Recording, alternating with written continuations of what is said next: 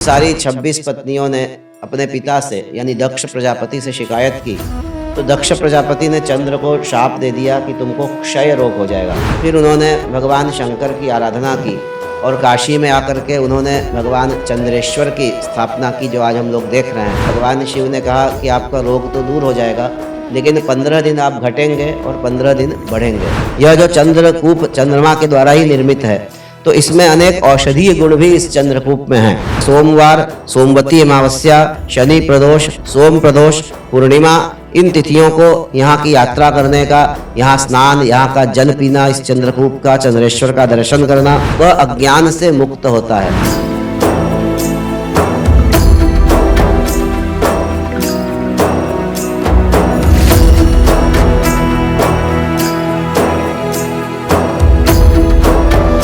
नमस्कार, मैं हूँ प्रियंवदा तिवारी और आप देख रहे हैं तिलक पत्रिका। और अभी हमारी मौजूदगी है चंद्रेश्वर महादेव मंदिर में, जिनका आज विशेष पूजन का विधान बताया गया है। तो अभी मंदिर के अंदर चलते हैं, भगवान चंद्रेश्वर महादेव का दर्शन करेंगे, मंदिर के बारे में जानेंगे, कितना प्राचीन मंदिर है।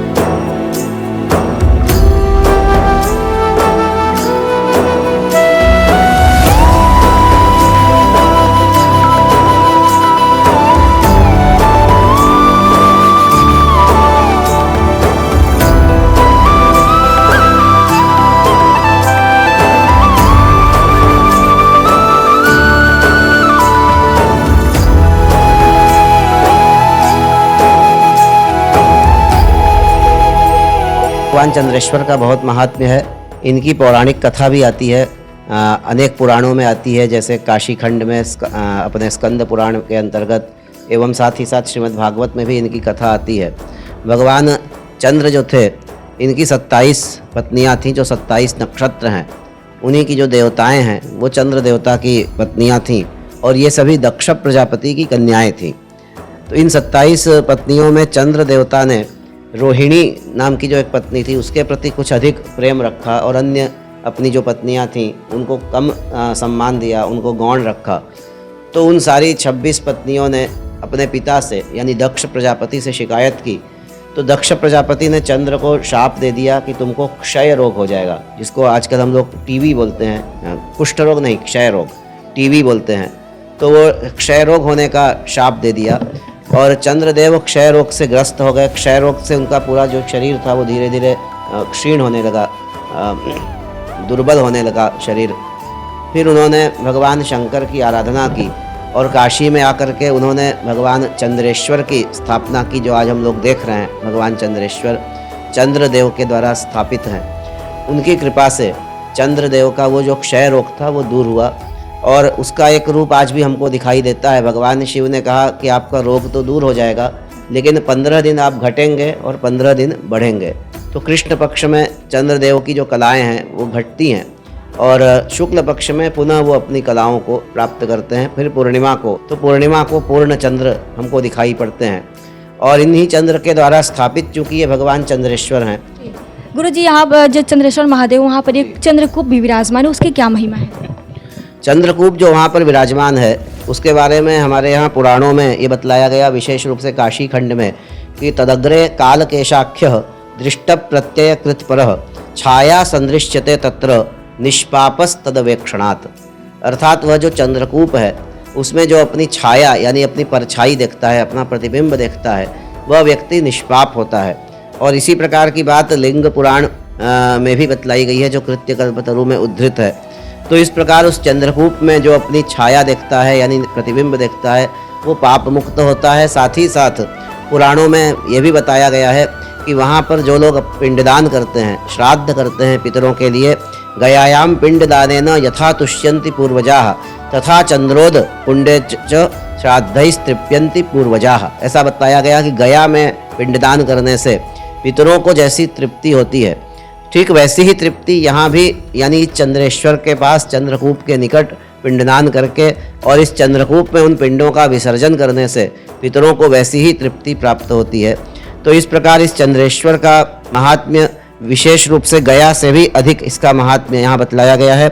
यहाँ पिंडदान करना, यहाँ पर श्राद्ध करना, पितरों के लिए तर्पण करना, ये सब पितरों को अखंड तृप्ति देने वाला होता है। मुझे जल भी पीने का कोई महत्व है क्या? जो चंद्रकूप है उसका बहुत लोग जल का पान भी करते हैं, उसके पीछे क्या है? देखिए, इस चंद्रकूप का जो जल है, वास्तव में इस चंद्रकूप का ही एक दूसरा नाम पुराणों में अमृतोद कूप भी मिलता है, यानी इसमें अमृत की बूंदें भी इसमें हैं।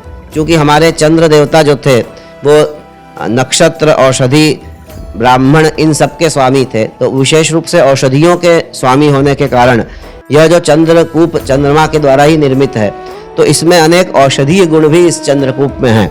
और इस जल को पीने से अज्ञान से निवृत्ति होती है, यानी मनुष्य ज्ञानवान होता है।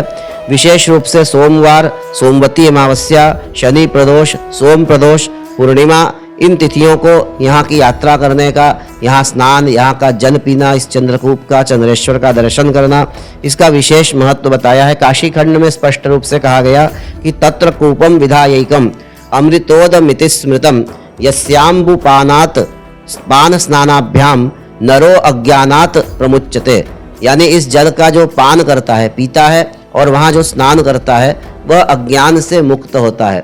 इसलिए चंद्रकूप के जल का बहुत अधिक महात्म्य पुराणों में, विशेष रूप से स्कंद पुराणांतर्गत काशी खंड में विशेष रूप से बतलाया गया है। चंद्रेश्वर महादेव मंदिर में, जो कि मंदिर बहुत ही प्राचीन है और ये जो मंदिर है वाराणसी के सिद्धेश्वरी मंदिर में विराजमान है। कहा जाता है कि इस मंदिर का उल्लेख हमारे पुराणों में भी मिलता है। पुराणों के अनुसार भगवान जो चंद्रदेव हैं यहाँ पर आकर भगवान शंकर को प्रसन्न करने के लिए बहुत ही कठिन तपस्या की थी और भगवान शंकर प्रसन्न हो गए और उनको अमृत होने का वरदान दिया। और कहा जाता है कि उसके बाद से ही भगवान शंकर ने एक अंश अपने माथे पर चंद्रमा को सुशोभित कर लिया।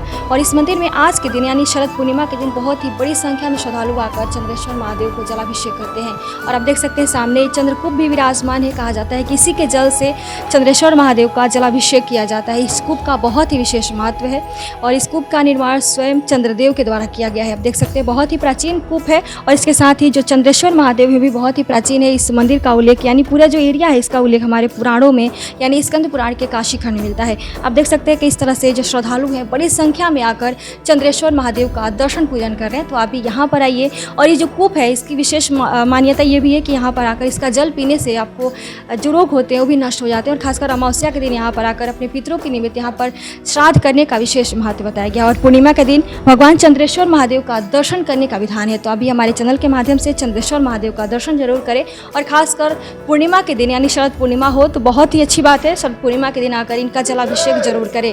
कैमरा पर्सन दीपक गुप्ता के साथ मैं हूँ प्रियंबदा तिवारी। देखते रहें तिलक पत्रिका।